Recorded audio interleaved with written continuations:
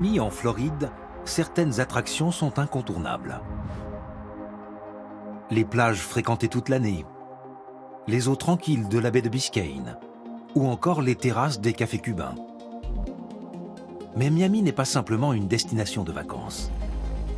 Des hommes et des femmes travaillent d'arrache-pied pour faire tourner la ville 24 heures sur 24. Certains luttent contre le mauvais temps et l'océan déchaîné. D'autres risquent leur vie pour protéger les côtes. Et chaque nuit s'engage une course contre la montre.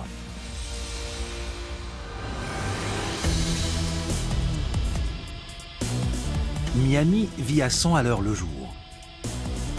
Et quand le soleil se couche, une autre ville s'éveille. Ocean Drive se pare de couleurs.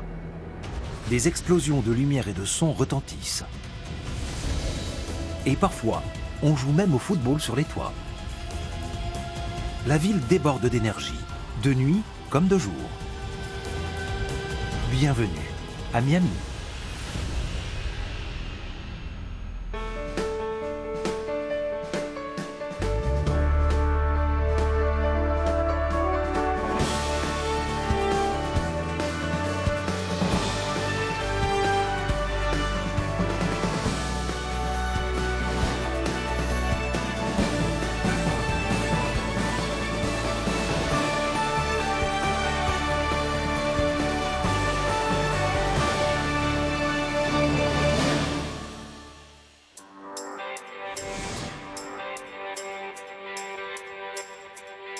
Il est presque 6 heures du matin et les premiers rayons du soleil s'infiltrent entre les gratte-ciel de Miami.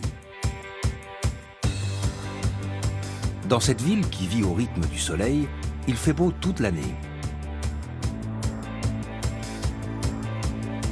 Dès l'aube à Miami Beach, le personnel des grands hôtels installe rapidement les transats avant que les clients ne soient réveillés. Chaque hôtel possède son petit coin de plage privée.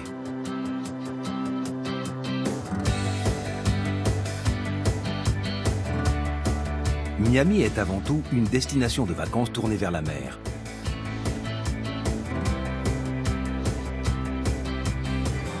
Non loin de là, un cours de yoga se déroule sur la plage aux premières heures du jour.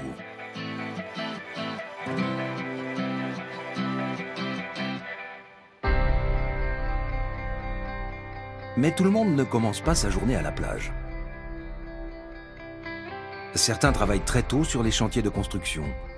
Ce grutier doit escalader chaque matin un immeuble haut de 265 mètres, la Panorama Tower.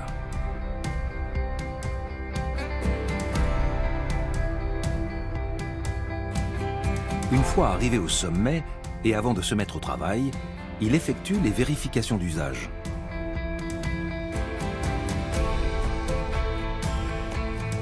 Cette tour résidentielle est actuellement la plus haute de la côte Est en dehors de New York.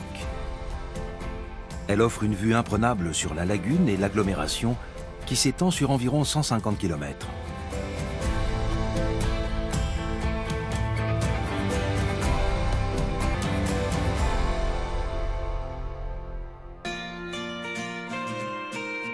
Miami tient son nom du fleuve qui la traverse et des Amérindiens qui vivaient à son embouchure. Leur nom, Miami, signifie grande eau. La ville de Miami se dresse de part et d'autre du fleuve et borde la baie de Biscayne. À l'est s'étend Miami Beach, une ville construite sur une île barrière et 16 îlots. Le comté de Miami-Dade couvre plus de 6000 km² sur terre et en mer, entre l'océan Atlantique et le parc des Everglades.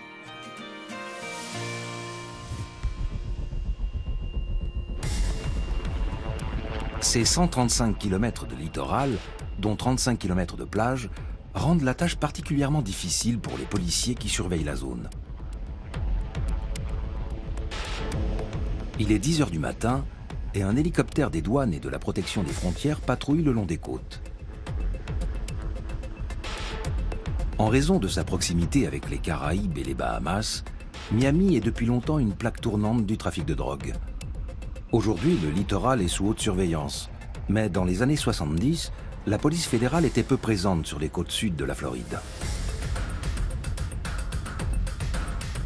Une organisation colombienne, le cartel de Medellín, découvre alors qu'il est facile de faire passer d'énormes quantités de cocaïne par la mer et par les airs.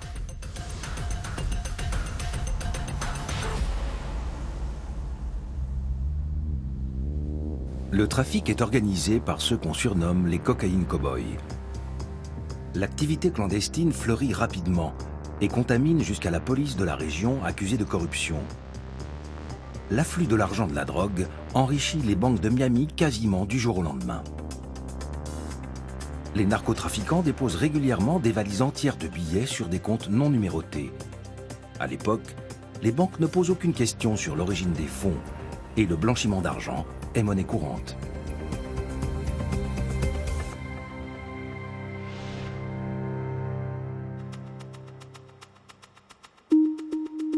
L'argent qui n'est pas placé dans des entreprises offshore est souvent investi dans l'immobilier.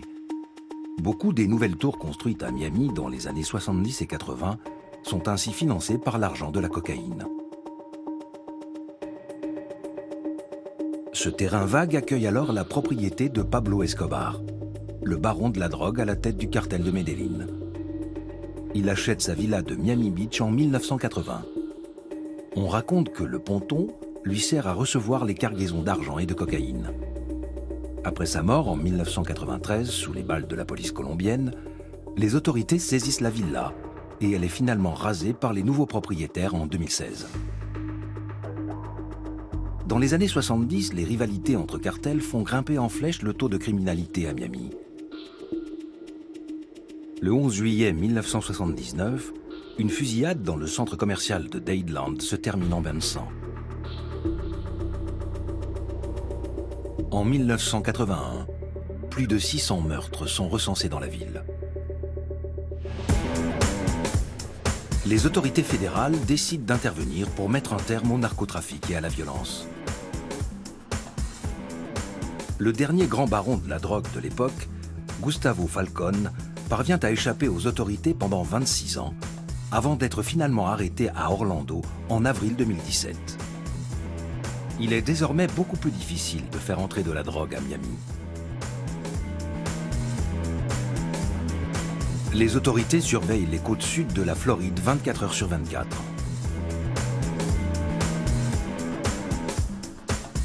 Elles disposent d'un équipement de pointe, dont des hélicoptères et des vedettes rapides. Et chaque jour, elles forment de nouvelles équipes à l'interpellation des trafiquants.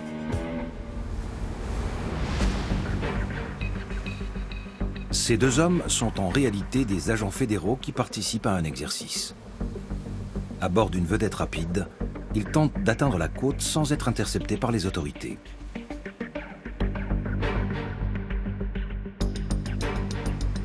C'est un scénario digne d'un film de gangster. La série télévisée Deux flics à Miami a été filmée à Miami Beach. C'est désormais un lieu de tournage prisé et il est parfois difficile de distinguer la réalité de la fiction. Les trafiquants de drogue qui opèrent par voie maritime dans la région viennent des îles des Caraïbes et des Bahamas. Ils déchargent leur cargaison dans les nombreuses petites baies qui bordent le littoral ou la jettent simplement à la mer avant de repartir.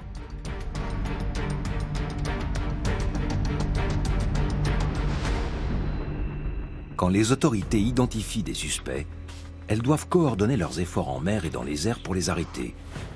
À bord de deux vedettes rapides, des agents fédéraux s'entraînent à couper la route aux officiers déguisés en suspects.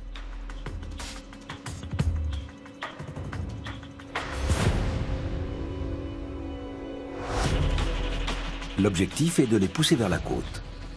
Les trafiquants sont souvent lourdement armés et les officiers doivent rester sur le qui-vive.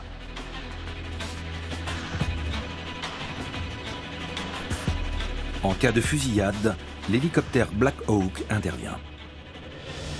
Il est équipé d'armes à feu capables de neutraliser les moteurs hors-bord du bateau. Les agents fédéraux gagnent du terrain sur leur cible.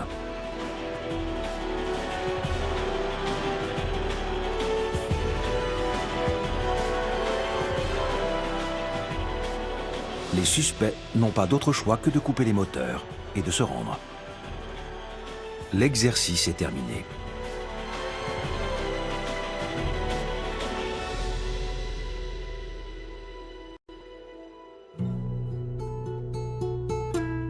Il y a toujours de l'action le long des côtes de Miami, de jour comme de nuit.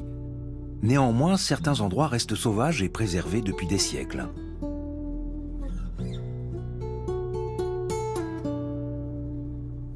C'est le cas du parc national de Biscayne. Longtemps avant l'arrivée des premiers colons en Floride, la tribu des Tequesta peuplait cette région.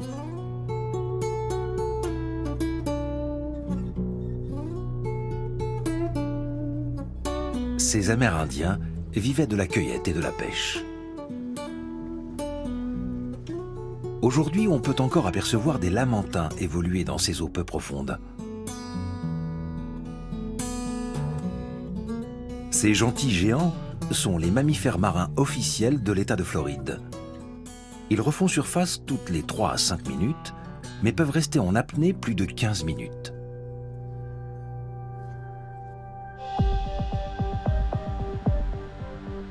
Ce parc national est unique car il est essentiellement aquatique. Dans cette même baie de Biscayne, entre Miami et Miami Beach, des îles artificielles ont été aménagées. Ce sont les îles vénitiennes. Voici Star Island. C'est sans doute la plus célèbre des îles de Miami Beach en raison de ses habitants prestigieux. Pour empêcher que le littoral de Miami ne soit trop construit, la plus grande partie de la baie de Biscayne, au sud-est du centre-ville de Miami, a été déclarée zone protégée en 1968. Aujourd'hui, ce parc national couvre plus de 700 km².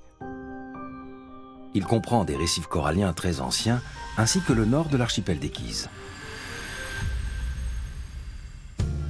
À 2 km de la côte de Miami, un curieux village flottant a vu le jour. Dans les années 1930, un pêcheur nommé Eddie Walker, ou Eddie l'écrevisse, décide de construire une cabane sur pilotis dans la lagune pour y vendre des appâts. D'autres ne tardent pas à l'imiter, et très vite, plus d'une dizaine de cabanes se dressent dans la baie. La petite communauté est surnommée Stiltsville, qui signifie la ville sur pilotis. Dans les années 60, des bars et des clubs ouvrent leurs portes. Ils attirent l'élite de Miami. Beaucoup de ces cabanes sur pilotis, y compris la cabane d'Eddie l'écrevisse, seront détruites par des ouragans. Certaines cependant, comme celle-ci, sont encore debout.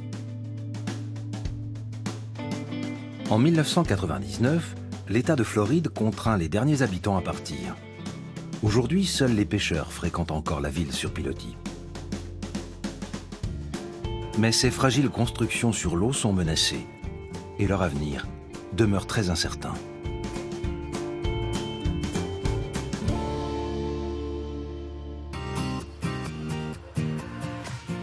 Faire la fête sur l'eau est une tradition à Miami.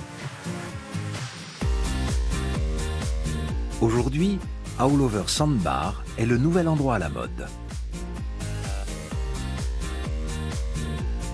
Ce banc de sable se situe au nord de Miami Beach. On y vient pour écouter de la musique, danser et s'amuser. Ici, pas de food trucks, mais des food boats, des bateaux proposant une restauration rapide à emporter. Et quand la fête bat son plein, les pompiers de Miami-Dade ne sont jamais loin.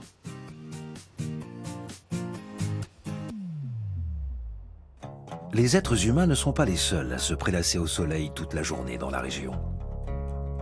De grands prédateurs américains font de même, et dans un lieu surprenant pour prendre un bain de soleil. Ces canaux font partie de la centrale nucléaire de Turkey Point, située à une 50aine de kilomètres au sud de Miami. Ils ont été construits pour rafraîchir l'eau réchauffée par les réacteurs et éviter qu'elle ne soit déversée dans la baie de Biscayne. En 1978, des ouvriers de la centrale font une découverte étonnante. Ils repèrent un nid de petits crocodiles américains cachés dans les herbes entre les canaux. À l'époque, l'espèce est en danger. Contrairement aux plus d'1 million d'alligators dénombrés en Floride, il ne reste alors que quelques centaines de crocodiles américains à l'état sauvage.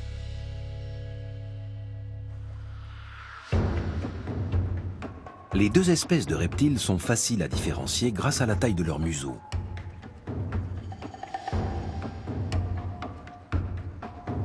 Après la découverte du nid, la direction de la centrale lance un programme de protection et de surveillance dans l'espoir de favoriser leur reproduction. La population grossit rapidement. Aujourd'hui, on dénombre environ 400 crocodiles dans les canaux de Turkey Point et plus de 2000 dans tout le sud de la Floride.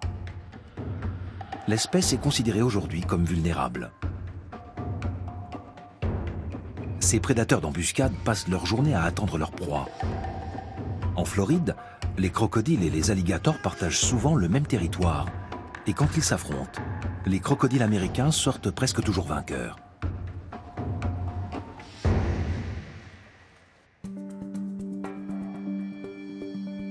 Il est 12h55 et une tempête s'est levée au large.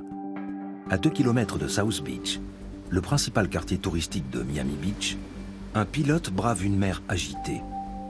Il s'apprête à accomplir une mission essentielle pour l'économie portuaire de Miami.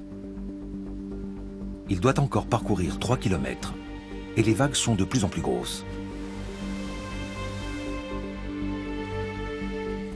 Un énorme porte-conteneur en provenance de Singapour se dessine au loin. L'équipage attend l'arrivée du pilote. Tous les bateaux de marchandises à l'approche de Miami doivent s'arrêter à 8 km des côtes et attendre qu'un pilote les guide dans l'entrée du port. De la plage, ce porte-conteneur n'est qu'un point minuscule à l'horizon. Mais vu de près, il est impressionnant. Il appartient à la classe Post-Panamax, une nouvelle génération de navires cargo plus gros et plus rapides.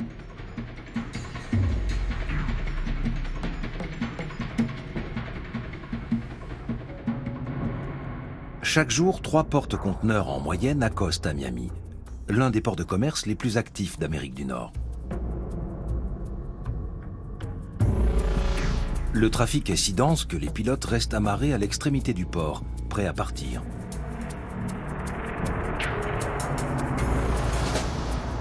Aujourd'hui, les vagues mesurent plus de 3 mètres, mais certains jours, elles en atteignent 6.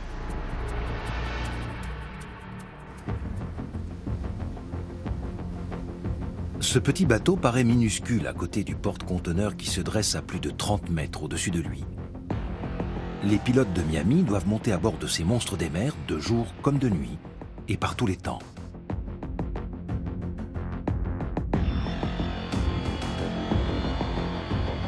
C'est particulièrement dangereux quand la tempête se lève. Les pilotes risquent de glisser, ou leur bateau d'être projeté contre la coque du navire.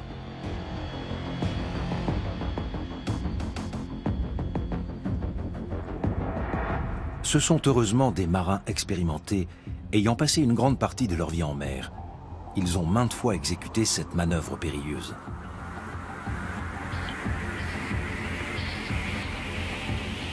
L'essentiel est d'attendre le bon moment pour se lancer.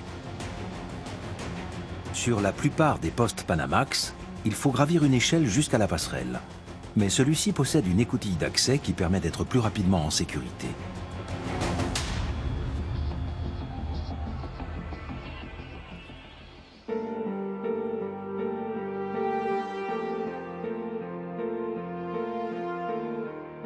Contrairement aux pistes d'aéroport qui ont été adaptées aux nouveaux modèles d'avions, les ports ne sont pas tous faits pour accueillir des navires de cette taille, car aucun port n'est identique.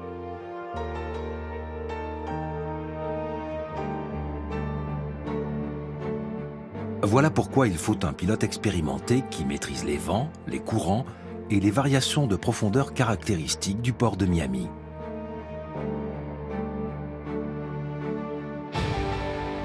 Le capitaine du porte-conteneur lui passe la barre.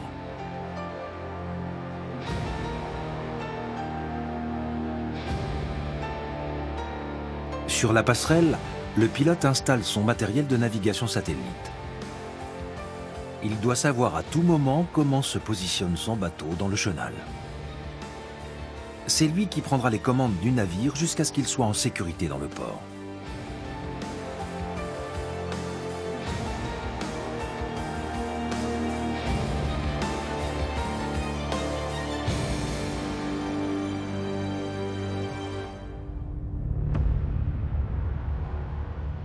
Le chenal de Miami présente des difficultés uniques. Il est particulièrement étroit. La plupart des grands ports de commerce ont un chenal d'au moins 300 mètres de large. Celui de Miami en mesure 150 et ne peut pas être élargi. Guider un bateau de plus de 40 mètres de large, chargé au maximum de sa capacité dans un chenal aussi étroit, n'est pas fait pour les cœurs fragiles.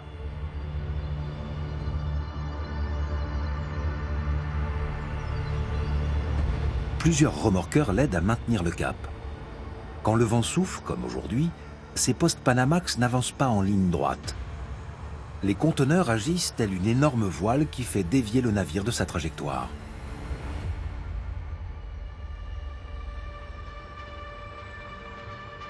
La marge de manœuvre est extrêmement réduite.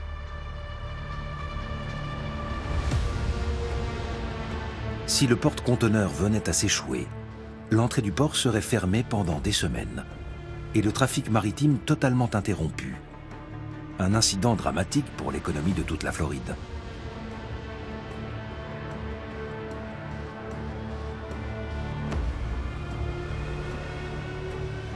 L'impact environnemental serait aussi catastrophique. Un navire de cette taille risquant de provoquer une marée noire sans précédent sur les plages de Miami Beach. Aujourd'hui, il faut 20 minutes au pilote pour conduire le bateau à bon port. Contrairement à beaucoup de grands ports américains, celui de Miami est juste à côté de la ville. Les habitants de Fisher Island ont l'habitude de voir ces énormes navires glisser sans bruit devant leurs fenêtres, de jour comme de nuit. 1 heure après sa montée à bord, le pilote doit réussir l'épreuve la plus risquée de sa mission. Accoster en douceur.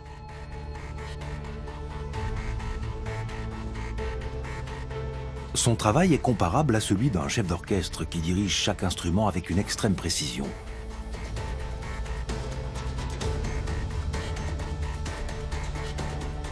La manœuvre est dangereuse.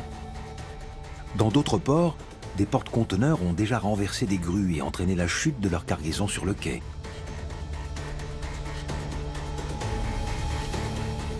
Aujourd'hui, tout se passe sans encombre. Des dockers fixent les amarres qui vont maintenir le bateau à quai jusqu'à son départ le lendemain.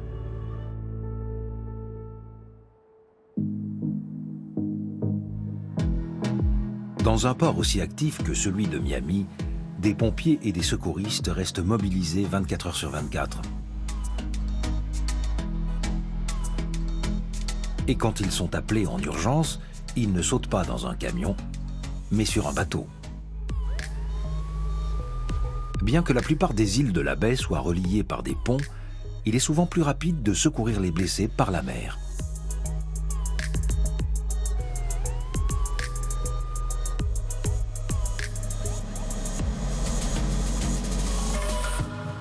En 2016, la brigade du port a répondu à près de 600 appels. Dès que le patient est pris en charge, à terre, les secours par hélicoptère prennent le relais. Ils sont gérés par la brigade des pompiers de Miami-Dade. Dans cette région du sud de la Floride, elle s'occupe de tout. Des accidents de bateaux aux attaques d'alligators dans le parc des Everglades. Seul problème, Miami et ses îles ont une forte densité de population et les hélicoptères ne peuvent pas atterrir n'importe où. Aujourd'hui, le moyen le plus rapide de secourir ce patient est de rejoindre les secours aériens sur une île voisine où l'hélicoptère peut se poser. En quelques secondes, le patient est en route vers l'hôpital le plus proche.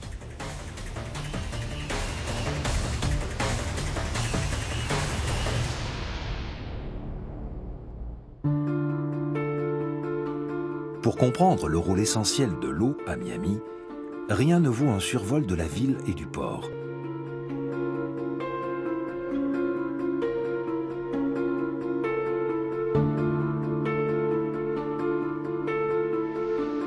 D'ici, il paraît évident que ce littoral a été façonné et construit par l'homme. Malgré tout, cela ne suffit pas à le protéger contre une menace croissante. Le niveau de la mer augmente chaque année. Presque toute la région se trouve à moins d'1,50 m au-dessus du niveau de la mer. D'après certaines prévisions, Miami pourrait se retrouver englouti d'ici la fin du XXIe siècle. Pour ajouter à la menace, la ville est construite sur un lit de roches calcaires extrêmement poreux, comme la majeure partie de la Floride. Cette roche est appelée du karst. Lors des ouragans et des grandes marées, l'eau de la baie parvient à s'infiltrer sous terre et dans la roche karstique. Elle remonte ensuite en surface dans les rues de Miami. Les digues construites autour de la ville ne suffisent pas à empêcher l'eau de pénétrer. Et si la mer continue de monter, Miami Beach pourrait bientôt devenir un immense banc de sable, entièrement recouvert d'eau à marée haute. Malgré cette menace bien réelle, l'immobilier à Miami se porte à merveille. Chaque mètre carré de front de mer est construit, même s'il n'est qu'à quelques mètres de l'eau. Et tout comme le niveau de la mer, les prix ne cessent de monter. En 2005, Jennifer Lopez a vendu cette villa au bord de la lagune pour 12 millions d'euros. Et en 2015, le chanteur Phil Collins l'a racheté plus du double. Même des terrains nus sans ponton affichent des prix astronomiques. Ceux-ci ont été mis sur le marché récemment à environ 10 millions d'euros.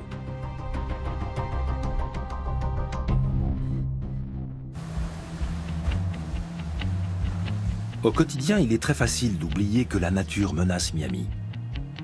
Surtout quand on est sur l'eau ou dans les airs.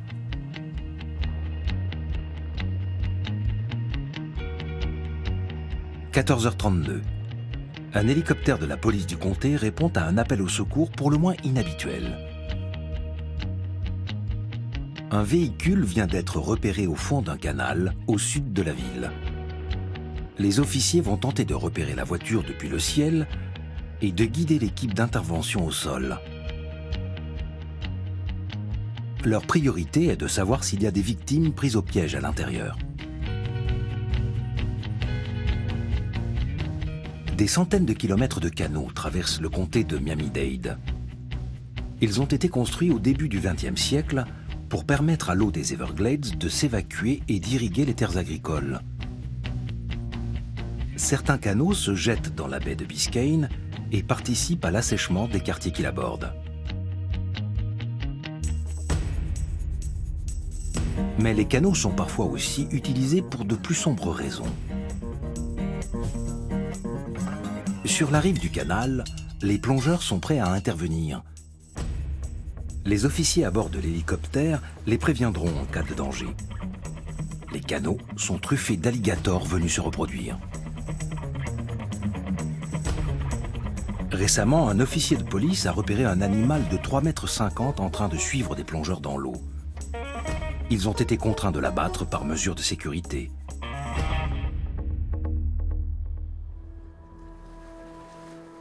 Il faut quelques minutes à l'équipe pour localiser le véhicule. Il n'y a personne à l'intérieur.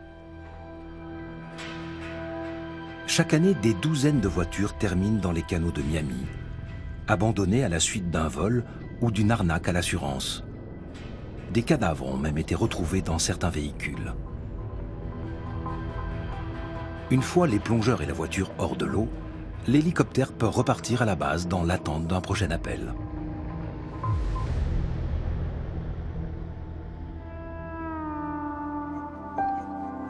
« 14h45. Sur les eaux calmes au large de Miami, un autre groupe de plongeurs s'apprête à découvrir un site unique. À environ 12 mètres de profondeur et à 5 km de la côte, gît un cimetière marin, le Neptune Memorial Reef. Les monuments funéraires sont en forme de coquillages et d'étoiles de mer. Ils sont faits à partir des cendres des personnes incinérées mélangées à du ciment. Un nouveau monument doit être ajouté aujourd'hui. Une fois tous les plongeurs dans l'eau, le responsable du cimetière saute à son tour en tenant contre lui la sculpture d'une quinzaine de kilos. C'est une courte plongée.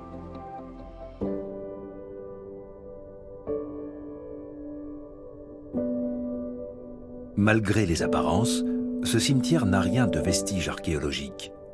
C'est un récif artificiel récent. L'artiste qui l'a dessiné s'est inspiré de la cité perdue de l'Atlantide.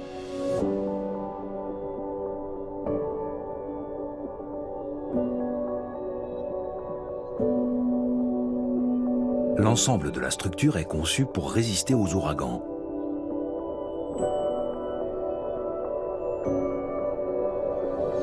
C'est désormais un site de plongée très prisé qui s'étend sur 6 hectares environ.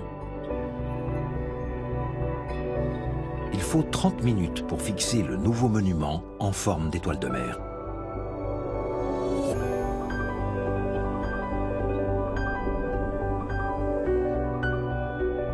Avant de remonter à la surface, le plongeur va noter l'emplacement de l'étoile sur une carte du cimetière pour que les proches du défunt puissent la retrouver facilement.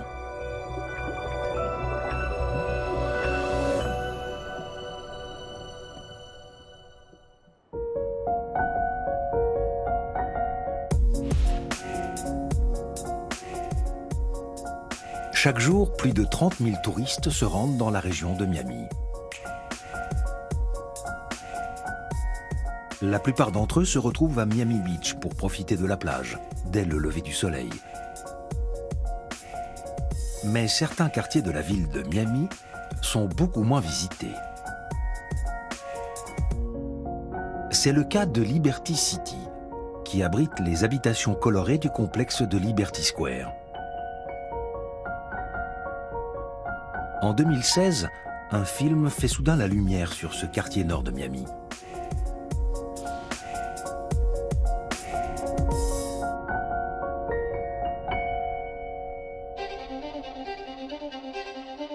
Moonlight raconte l'histoire d'un jeune Afro-Américain en quête de son identité sexuelle dans un quartier défavorisé en proie au trafic de drogue et à la criminalité. Après sa construction dans les années 1930, Liberty Square devient vite le cœur de la communauté noire de Miami, à une époque où les lois ségrégationnistes empêchent les Afro-Américains d'habiter à Miami Beach. Beaucoup des premiers résidents de Liberty Square finissent par déménager dans les quartiers périphériques.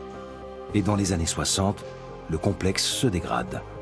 À l'image du reste de la ville, il devient une plaque tournante du trafic de drogue dans les années 70 et 80.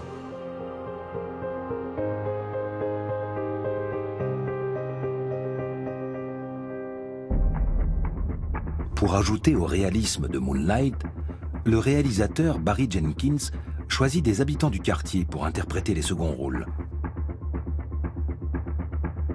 Le lycée du quartier sert également de décor à certaines scènes du film. Le réalisateur, comme le personnage principal, Chiron, jouait au football ici. L'une des scènes les plus célèbres du film est tournée dans ce restaurant. Moonlight est le premier film situé à Miami à remporter l'Oscar du meilleur long métrage. En son honneur, la ville renomme Moonlight Way, une section de la 22e avenue qui traverse Liberty City. De nombreux quartiers de Miami sont riches en histoire. À South Beach, un homme raconte la même depuis 40 ans, au point qu'il est devenu une légende vivante.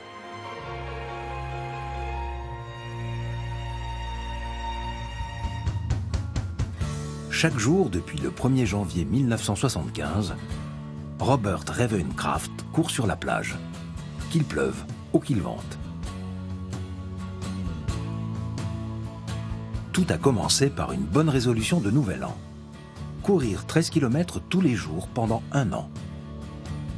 Plus de 40 ans plus tard, Robert Ravencroft court toujours. Il déclare n'avoir jamais failli une seule journée, même pendant l'ouragan Irma. Au fil des années, d'autres coureurs se sont joints à lui lors de ce rituel désormais surnommé Raven Run. Robert Raven est devenu une célébrité locale. Il est régulièrement salué sur son passage par des admirateurs qui le félicitent pour son exploit.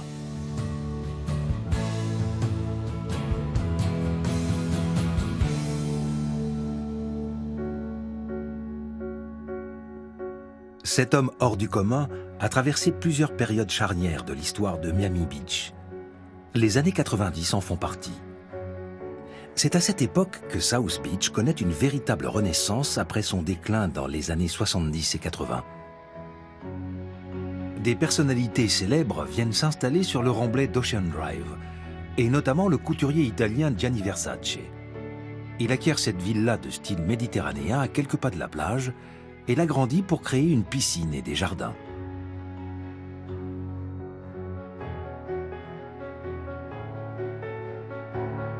Le couturier arpente souvent le quartier sans garde du corps pour prendre un café ou acheter des journaux. C'est en rentrant d'une promenade matinale le 15 juillet 1997 qu'il est abattu sur les marches de sa villa. Son assassin, un tueur en série, se donne la mort quelques jours plus tard sur une maison flottante de Miami Beach. Depuis ce jour, le perron de la Casa Versace est l'un des lieux les plus visités de la ville.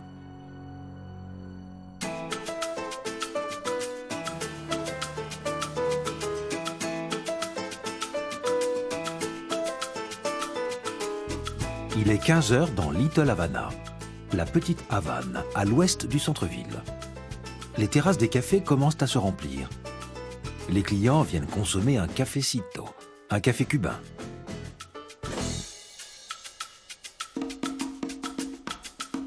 Little Havana est réputé pour son expresso très serré.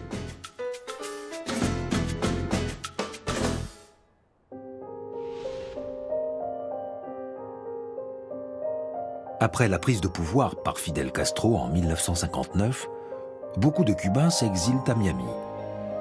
Pour accueillir les nouveaux arrivants, le gouvernement américain investit les bureaux d'un journal local en 1962. L'immeuble est rapidement surnommé Freedom Tower, la tour de la liberté.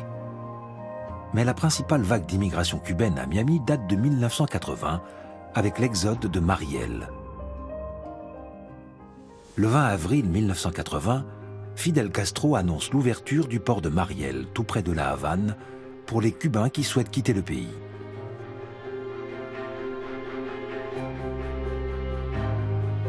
Les mois qui suivent, 1700 embarcations de toutes formes et de toutes tailles traversent le détroit de Floride.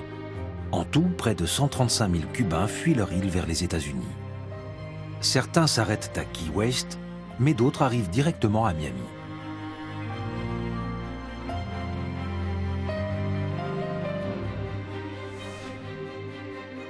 La plupart des nouveaux arrivants rejoignent la communauté cubaine existante dans l'ouest de la ville, dans le quartier de Little Havana.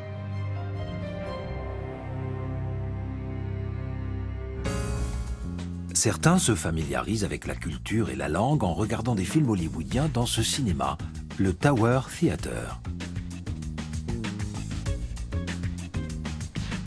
De nos jours, des habitants de Miami d'origine cubaine se retrouvent chaque jour à Domino Park pour jouer au domino entre amis.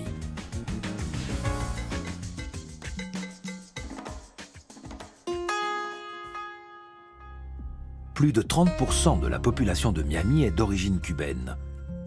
Mais Miami avait des liens avec Cuba longtemps avant l'arrivée de Fidel Castro. Et notamment grâce à un groupe de flamants roses. En 1930, un riche entrepreneur du nom de Joseph Widener rachète un ancien cynodrome, un champ de course pour lévriers, au nord de Little Havana. Il le transforme en hippodrome doté d'un club très privé, le Miami Jockey Club. Au centre de l'hippodrome, il fait construire de magnifiques jardins et il importe des flamants roses de Cuba. Peu après leur arrivée, les oiseaux s'envolent et s'échappent. Certains racontent qu'ils seraient rentrés à Cuba. Joseph Widener fait venir un deuxième groupe quelques années plus tard, en 1934, mais cette fois, il fait rogner leurs ailes pour les empêcher de voler. Depuis ce jour, Hialeah Park est célèbre pour ses flamants roses, même si la présence de ces oiseaux en Floride n'est plus aussi exotique qu'autrefois.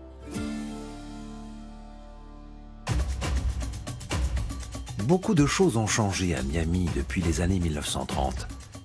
C'est le cas du quartier industriel en friche de Wynwood. À la fin des années 80, des artistes commencent à s'installer dans des entrepôts désaffectés en raison de la hausse des loyers dans leur quartier. Dans les années 2000, un entrepreneur nommé Tony Goldman rachète plusieurs bâtiments dans le but de transformer Wynwood en quartier d'artistes. En 2009, il lance un projet appelé Wynwood Walls, qui permet aux artistes de peindre d'immenses fresques sur toutes les façades. Les murs de Wynwood deviennent rapidement des toiles vierges pour les artistes de Miami et du monde entier. Désormais, des centaines de fresques décorent les façades. Certaines sont même destinées à être vues du ciel, comme celle réalisée par l'artiste Randy Burman. Il s'agit d'un extrait de poème écrit par une élève d'une école de Liberty City. « Je viens d'un endroit où il ne neige pas ». Randy Burman a choisi de peindre ces mots sur le toit d'un bâtiment pour qu'ils soient visibles du ciel par les passagers des avions qui survolent Miami.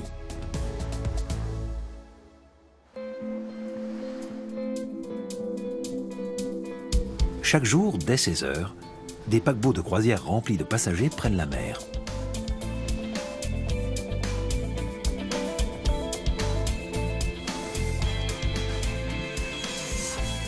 Miami est considéré comme le port de tourisme le plus fréquenté du monde. C'est la porte des Caraïbes et des Bahamas. Demain matin, les passagers de ce bateau se réveilleront à La Havane.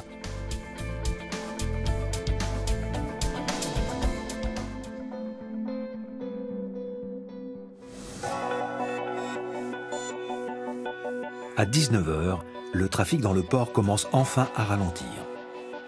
Mais pour les dockers, c'est le début d'une longue nuit de travail. Cet ouvrier prend du service. Il se rend au sommet de l'une des grues à portiques les plus hautes du port. Elle s'élève à 80 mètres au-dessus de la mer.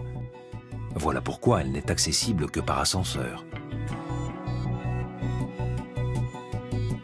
À 19 h 15, le grutier hisse sa première charge, 2 conteneurs de 6 mètres de haut. En tout, il va devoir décharger 200 conteneurs dans la nuit.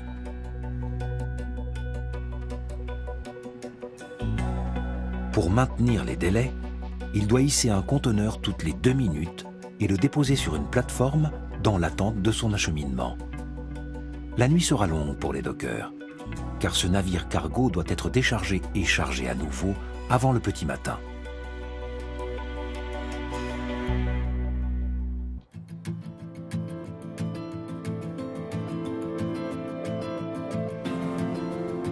Au coucher du soleil, glisser sur les eaux désormais tranquilles de Miami est une expérience inoubliable. Tandis que les derniers rayons disparaissent à l'ouest, les oiseaux envahissent le ciel de la baie de Biscayne.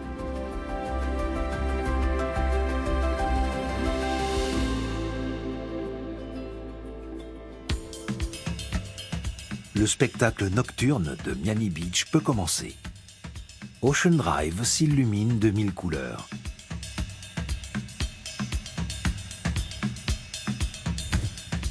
Construit en 1935, le Colony Hotel a évolué au rythme de la ville. C'est notamment pour cette raison que son néon bleu est devenu emblématique de Miami Beach. Non loin de là, les clients se pressent devant le Fontainebleau Hotel. Ils font la queue pour entrer au célèbre Live Night Club, le rendez-vous de la jet set. Des stars comme Jay-Z le fréquentent régulièrement.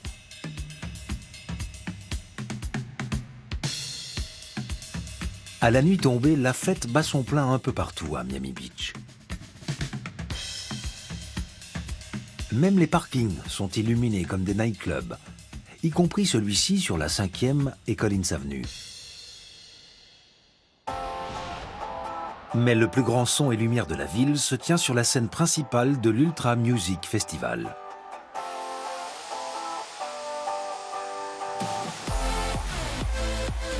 Miami est la seule ville américaine dont la vie nocturne peut rivaliser avec celle de Las Vegas, notamment à cette occasion. Plus de 150 000 personnes venues du monde entier assistent à ce festival de musique électronique. elles viennent également admirer un spectacle pyrotechnique à couper le souffle.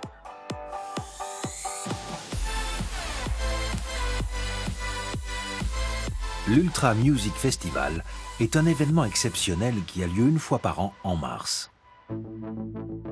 Mais d'autres activités illuminent Miami chaque nuit, comme des matchs de football sur les toits de la ville. Ces deux terrains ont été conçus par le fils d'un grand footballeur péruvien. Ils se trouvent sur le toit d'un parking de Brickell Avenue.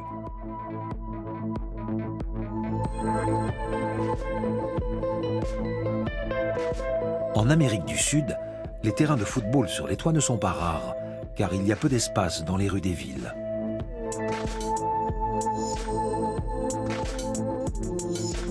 En fin d'après-midi, ces deux terrains sont fréquentés par les employés de bureau qui viennent disputer un match avant de rentrer chez eux. Ils sont ensuite occupés jusqu'à 2 h du matin par ceux qui travaillent en horaire décalé.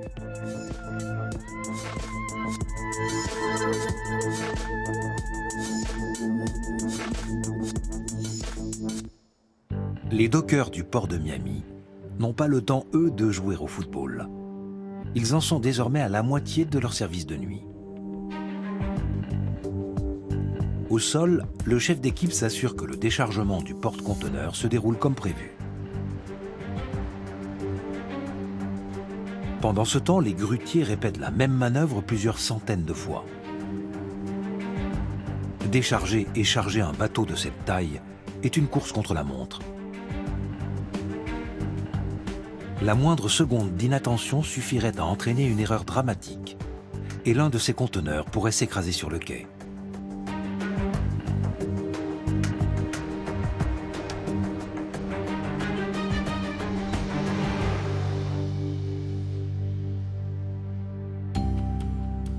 Quand les opérateurs font enfin une pause, ils peuvent profiter d'une vue imprenable sur Miami et sur les hommes et les machines qui font vibrer la ville 24 heures sur 24.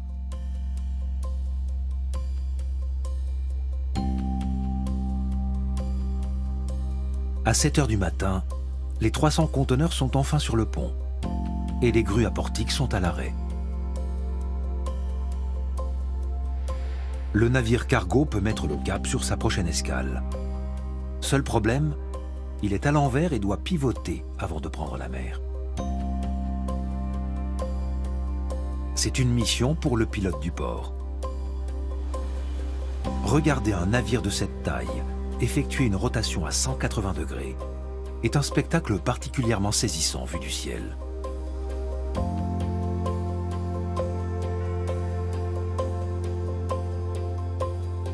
Il faut environ 20 minutes pour accomplir cette manœuvre.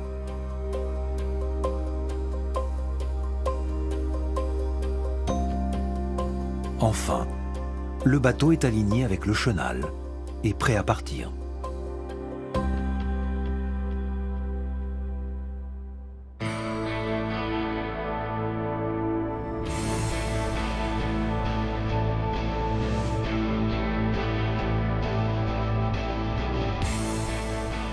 Faire tourner une ville comme celle-ci 24 heures sur 24 est une véritable prouesse. Car Miami est bien plus qu'une destination de vacances. C'est une métropole bouillonnante et un centre économique actif. C'est aussi un lieu riche en histoire. Des histoires passionnantes, hautes en couleurs et pleines de surprises, à l'image de Miami et de ses plages légendaires.